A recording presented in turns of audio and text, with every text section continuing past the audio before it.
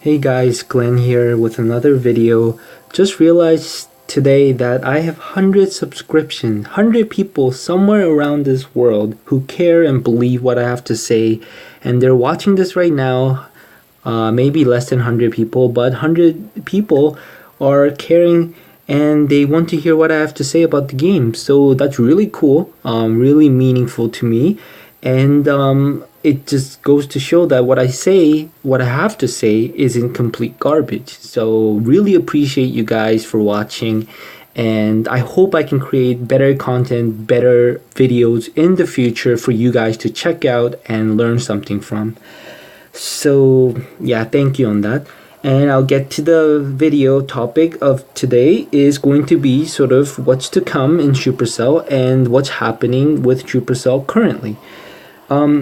I'm hearing a lot lately about engineer bases and point fives being gone and that they're not relevant in the game and people should just max out their town hall and stay there because that's the fair way and the balanced way and it's going to guarantee a better matchup.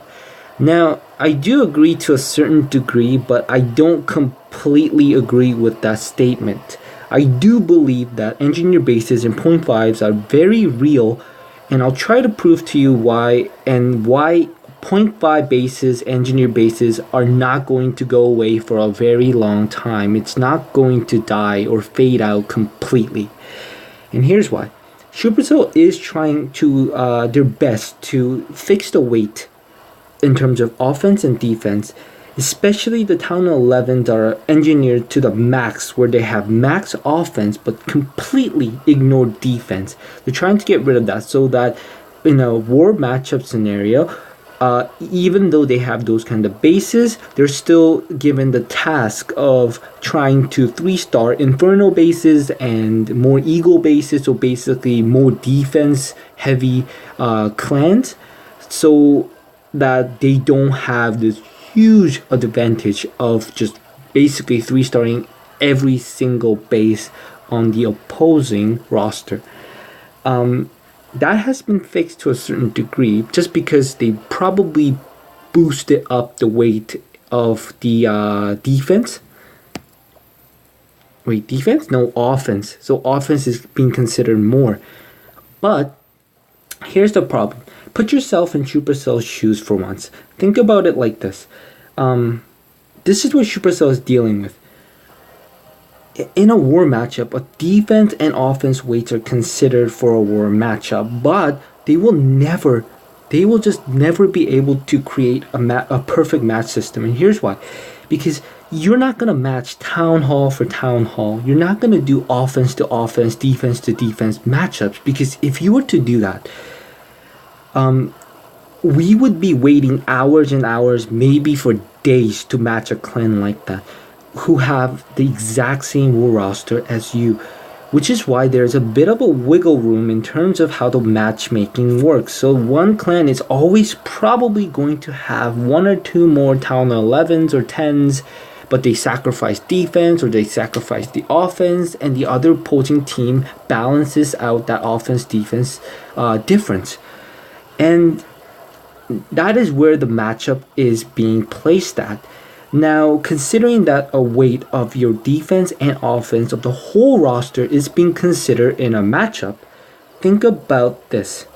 What kind of engineered these screwed up weight system bases exist in Supercell right now? If it was just one type of engineer bases, maybe it's more simpler, but that is not the case. There's first the common one that we are most afraid of really is the max Town 11 offense way at the bottom of the map with completely ignoring every defense. So they have just the level 1 cannon, no Teslas, traps, nothing, not even walls, and just has max. So everything focused in having max Town 11 offense. But that's not the only engineer bases that are out there. There's also a Town 11 offense that is specific, a specific Town 11 engineered offense, meaning that there are guys that prioritize certain troops that are OP in the game, such as Valks at one point was really powerful. Basically, having a max Valks meant you can 3-star all Town Hall 9s just by throwing down 20 Valks. You were somehow going to get the 3-star just because of how powerful Valks have become all of a sudden. And then there is also the dragons that we've always been using to 3-star Town Hall 9s and even Town Hall 10s at some point. If you have the max dragons. And then we had the miners at one point, not too long ago, where Town Hall 11s were throwing down 48 miners on a base. Heal them all up, use the Warden's ability, and there you go. Town Hall 10 defenses just could not stop that kind of offensive power. So there were the mass miners, there's the mass bowlers, and Lava Loon now. So basically a guy would ignore wizards, wall breakers, all of these other things, just have these very strong OP troops upgraded. So what does that mean? It means your offensive weight becomes really tricky to balance out just because of the fact that you're only upgrading max certain important offenses. So kind of ignoring P.E.K.K.A.s, which is what I do usually, ignoring barbarians, archers, goblins, giants maybe even. So there are troops that are just being ignored. So how do you balance that kind of offensive thing out in terms of weight system in matchups? It's so hard. And there are also the 0.5 bases. What's tricky about balancing out 0.5 bases is really because the weight of a 0.5 is very close to just a full Town Hall level. So if you were a 9.5, you have great offense, but your defense is Town Hall 9, so you're sort of like weight-wise, your whole offensive defensive weight sort of is like 9.75. You can say you can't really say you're a complete Town Hall 10 just because of the fact that your defense isn't there. But your offense is high, right? So that's also another really tricky thing for Supercell to balance is the 0.5 bases. And then there are also the sandbag bases, aka scout bases, where there are Town Hall 3, they're usually Town Hall 1 to like 6, 7, and the 6, 7 they sometimes use for scouting for what the CC and air traps are in a top bases. But basically the sandbag bases are no defense nor offense at the bottom of the war roster. So their purpose is really to bring down the war weight of that clan. And do you guys see where all these different engineer bases are, where they're placed in a map, and how incredibly difficult this is going to be for Supercell to try to balance out so that we always get a fair matchup? And not only that, there's even the kind of bases that I'm creating are very specific defense and offense upgraded bases. So for me, I ignore mortars because mortars is not stopping anything that is the meta of offense in today's Clash of Clans. Mortars are not going to do much. So I ignore mortars. I do the air defenses, I do the sweeper, I ignore the bomb tower too. Bomb tower is pretty much garbage. You should not be doing bomb tower, just trust me. Their range is crap. They're only doing ground, so they're like a wizard that only hits ground. It's just really messed up. And the kind of weight that a bomb tower brings you, it's just so stupid to have at this point in the game. They gotta fix the weight system, or just the importance of having a bomb tower in a base right now, because bomb towers are just not working. These are great attacks, by the way, guys, so hopefully you guys are listening to me but also checking out these attacks. But I hope, just me going through all these different kind of engineer bases that are out there gives you an idea that it's going to be, think about it, if you're Supercell, how are you going to balance something like this out so that it's fair every single time? You can't. It's one clan is always going to be, a little bit of a disadvantage in the war. So enough about this. I want to actually jump into now talking about a video that I saw just yesterday from Clash with Ash. And it's about the video title something like one player with 40 accounts, destroying his clan. And his clan, Ash's clan, Red Elite, basically gets smoked by this one guy who owns 40 different accounts, in which, and by the way, this guy's a Korean guy, and I thought that was funny because I'm Korean, and this guy has a war roster exactly like how I explained in the engineer base video. He has like 20 Town Hall 11s. He's got no Town Hall 10 game. There's no such thing as Town Hall 10 for this guy. All of these engineered Town Hall 11 bases and full Town Hall 11s, so that, you know, you don't have everything engineered. That would be stupid because the opponent is going to easily 3-star all of those bases. So, okay, I'm gonna skip this one.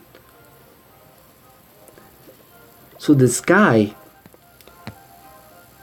owns 40 different accounts. Now, my theory is, if you see his video, you should definitely check out his video, which is really, I saw a lot of it, and I might see the whole thing in the weekend when I have more time, but it's a 6-hour video, and it's on twitch.tv, and his account is twitch.tv/Peehun, Peehyn, and this guy is insane. He's a little bit cocky the way he talks, and I can try to translate and tell you guys more about it if you guys ask me. But basically, he's this cocky Korean guy who owns 40 different accounts, and he flips through them. If you see the Twitch video, he flips through all of his accounts and basically one by one 3-stars all the Town Hall 9s and 8s, and 3-stars all Town Hall 10s with his Town Hall 11 offense, and he 3-stars 11 Town Hall 11s, 11 of them with his Town Hall 11 offense. Obviously, he doesn't get all the 3-stars on the Town Hall 11 game because Town Hall 11 is still very difficult to 3-star. But man, compared to this guy, I honestly have to say I am shit. I am nothing compared to this guy. This guy, just like how Ash explains him, he's a Clash god of some sort. Like, holy crap, for a guy to own, I own 5 accounts, and that's a lot for me, man. But 40 accounts? Now, I do have a theory that this guy, there's no way he created and built these 40 bases, and I don't believe, I cannot believe that he's rich or that he has a money to spend to do that. 20 max Town 11 offense and some max defense bases, you just cannot have that many. It's just not possible. You don't have the time for it. So my theory is, I'm pretty sure he's borrowing. He basically knows a lot, and a lot of Korean people are really close to their friends, so I'm pretty sure not all of them is his. Maybe he owns 5 of them, and the rest is really his friends, but he has access to it. You know what I mean? So it's not like he made all of those accounts, which I still refuse to believe, because if he did, this guy is something else. He's out of this world. But anyways, watch the video if you want to know more about what that's about. But this guy basically uses Gobo Lalun and Gobo Witches in all of his attacks. And that's where the game is. He's smart. He's just using what's best out there. He doesn't try to reinvent the wheel and try something new with his attacks. He's just going with what's the strongest, and it's bringing him huge success. And what I realized with his video is, I'm gonna give you a breakdown of what I think about his approach, having no Town Hall 10s, and why this is working for him. Basically, this is going to be a repeating thing about me and the future of engineer bases, is that let's look at where the Town Hall 8 to Town Hall 11 games are placed right now. I have a Google Sheet that I record 3-star percentages of all of my clan members' attacks. And it gives me a great breakdown of where the 3-star percentages are for each Town Hall level. So right now, I can tell you that a Town Hall 8 has a 3-to-1 chance of 3-starring other Town Hall 8s, which puts them at a 78%. Then we have the Town Hall 9 game, where Town Hall 9's the Lalun is just too powerful, guys. Honestly, you can make 3, 4, 5 mistakes and you'll still 3-star. and they are at about 2 to 3 to I'd say more close to 3 to 5, but if you're really good, 2 to 3 times you will 3-star other Town Hall 9s, which puts you at around 60% success rate, which is ridiculous, guys. 60%? That is ridiculous. Before some of these Loon updates, Town Hall 9 game was more fun because Town Hall 9s basically were having, what was it? Town Hall 9s were having 35 to about 45% success rate in 3-starring bases of other Town Hall 9s. But now it's at a 60%. That means that out of 2 attacks, 1 for sure is going to be a 3-star for everyone. And your second has a good chance of 3-star as well. And if you miss that 3-star, someone else that's a Town Hall 9 is probably going to 3-star that same base. That's where the Town Hall 9 game is at, which is crazy. And, I have the Google Sheet to prove that that's where the percentage is at. Now, here is where things go looking not too great, is the Town Hall 10 game. So what's the percentage for Town Hall 10s 3-starring other Town Hall 10s? Right now, this may be a surprise or maybe not be a surprise. It's around 20%. Yeah. I say 15%, but I'm being fair. And some shitty bases getting 3-star, I'm considering them as well. So a 20%, meaning 1 out of 5 times a good Town Hall 10 offense is going to, and I'm talking about the good bases, guys, like not like those internet bases. This is where it's at. 1 out of 5 times. So Town Hall 10s need to hit about 4 or 5 times on a Town Hall 10 base for one of them, smart guy probably, to figure it out and 3-star that Town Hall 10. Which is why this guy and me were saying eliminate the Town Hall 10s, because they suck. And then we have the Town Hall 11. Where the Town Hall 11? Town Hall 11 is really 1 out of 5, 1 out of 2, 50%. Their success rate is 50% in 3-starring other Town Hall 10s, really, because you don't see a lot of Town Hall 11 action that's more for 2 stars, which is still possible, but no one really does that nowadays. It's more of Town Hall 11 dips to Town Hall 10, which is why it puts them at a 50% rate.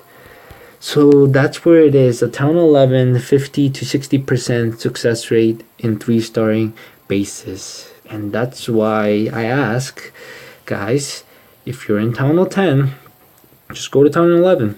You have better chance of 3-starring other guys, while they will probably fail on your base with their Town Hall 10 offense. Yeah, sad. Very sad.